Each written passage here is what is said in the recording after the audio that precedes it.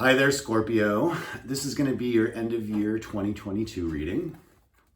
I hope you're doing well. We're approaching Thanksgiving this week, so a lot of probably family time ahead of you. You're definitely an emotional sign. You're a water sign. Your card is death, but your sign is kind of about death and rebirth. It's about transformation. Transforming our emotions, being in touch with our emotions is important for Scorpios. Scorpios are also really great at putting things out into the world. I really value that about Scorpios. They're about big ideas and change. So let's see what's going on for you this end of year 2022. I'll kind of walk through the spread that I'm doing as I lay the cards out. Okay, here we are. So, to start the reading, we have the King of Swords. All right, a lot of swords here. Lovely. All right. More swords. Oh, Scorpio. All right. All right. Let's take a quick look here. All right, so Scorpio, what we have in this first row, which represents the past, is the King of Swords, the Page of Swords, and the Strength card. Now, the King of Swords, and let me just rephrase this. This represents things that have happened in the past few months, or possibly maybe over this course of 2022. And it sounds like you've had to be very strong in your communication style. Kind of like in that place where you can listen and without like judging, because the King of Swords is able to just like see what to say very clearly. Like it just kind of comes to them. But the next card's going to be a little more challenging, and Pisces had this card as well in this row, and it's the Page of Swords. And when I think of the Page of Swords, I think of delay, and I'm going to say that because the card that follows the Page of Swords is the Knight of Swords. And the Knight of Swords is like fast-moving action. The Page of Swords is kind of like what happens before the action. It's that contemplation, kind of can represent overthinking in a shadowy way. But in a non-shadowy way, it's like just those moments that you have to think before you act. That's kind of what the Page of Swords represents for me. And I'm also going to say that this Leo card here, which is Strength, this is going to be about, well, being strong, right? Internal strength, not necessarily external strength, but kind of that like quiet power. It's about being a leader. Now, this King of Swords is also about being a leader. So I'm feeling that, and my intuition is kind of telling me that the Strength and the King of Swords, you're going to need you've had to use these in concert. And by that, I mean, you've had to use them together to kind of either solve or like work through an issue in your life. Now, it sounds like this is a challenging situation because if I look at the next row, you have the Wheel of Fortune, which is Saturn's card, right? And the wheel kind of describes your destiny. It's about having faith in your destiny. I think since it's the card of Saturn though, I really think about boundaries, about where you're going in your life and setting up boundaries so that you can accomplish the things that you want. Like it's having the ability to say no. It can also be something really good coming in. Now, it sounds like this patience that you've needed to have has been a challenge, but you know that you have to do it. That's kind of what the wheel represents, the knowing. Now, the card below this wheel and below this card in the middle, which I will get to in a minute, is the Seven of Swords. And this is the Moon in Aquarius. And since it's a moon card, right? It can represent illusions, not having the full story. You also have the moon over here, which is the next card in your future. And so it makes me think that it's almost like you're doing things kind of deceptively, or you feel like you're being deceptive at this time.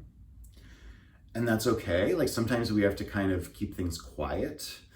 And like you've been doing that with the Page of Swords. You've been pausing, you've been keeping your mouth shut, and you know that you have to do it.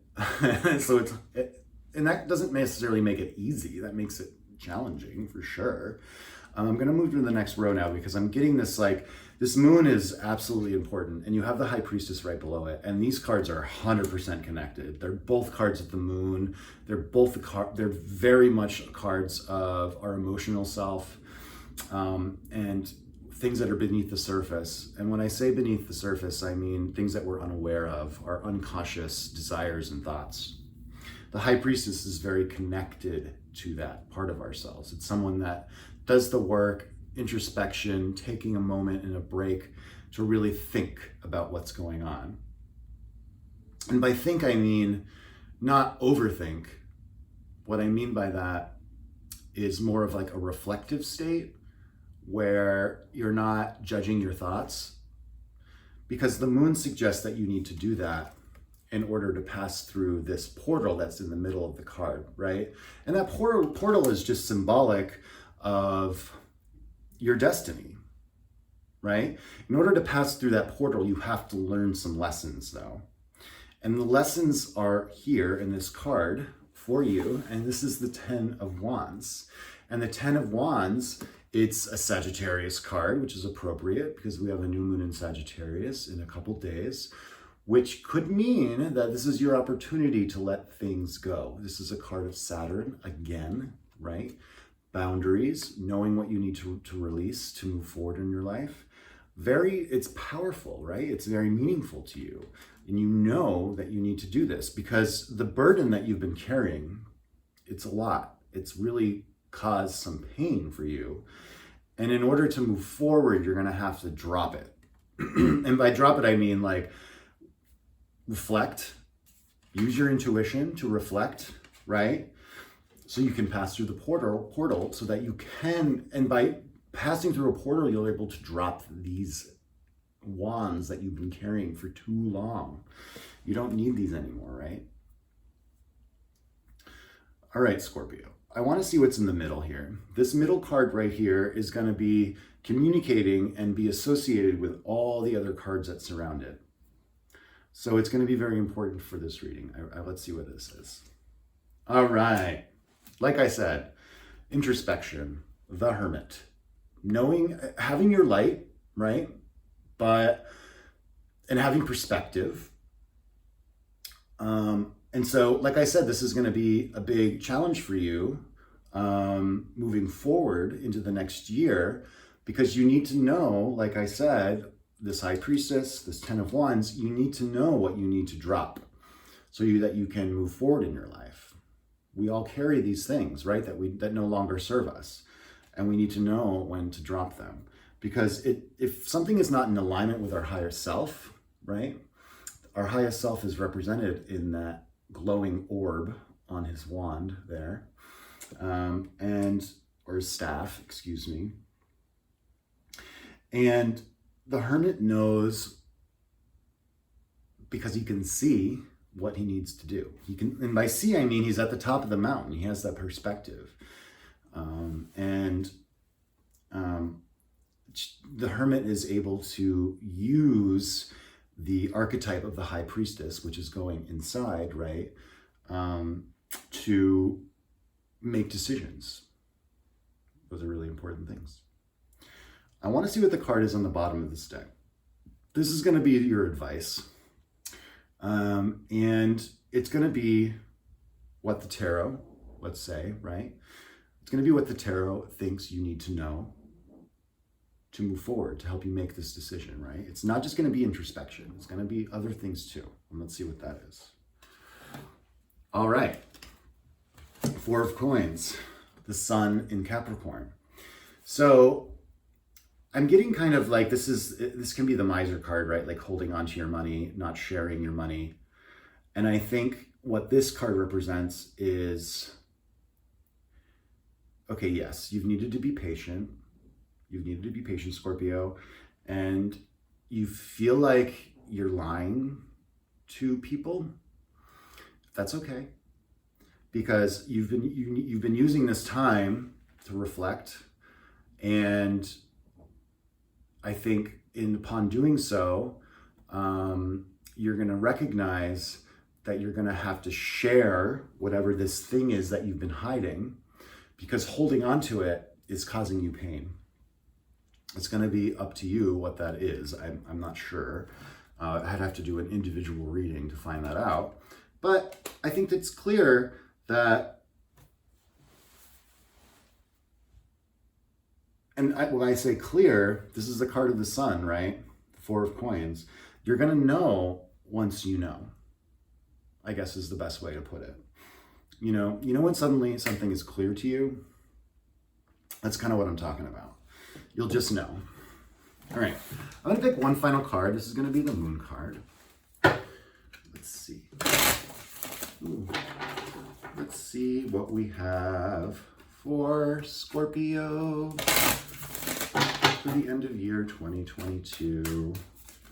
What Moon card is yours? It's this one. South Node. The South Node represents things we need to let go of. Now, what this particular card says is don't let your past hold you back. Now, if the North Node is your destiny, the South Node is things you need to release to become aware and to move towards your destiny. So please go back to this reading, right? What do you need to do this, to release? Think about it. It's going to be unique to you. All right, Scorpio, thank you. I'll probably be doing some more readings before the end of the year, so don't worry. But I just wanted you to have this end of the year reading for now. All right, thank you so much. Have a good rest of your year. Bye, Scorpio.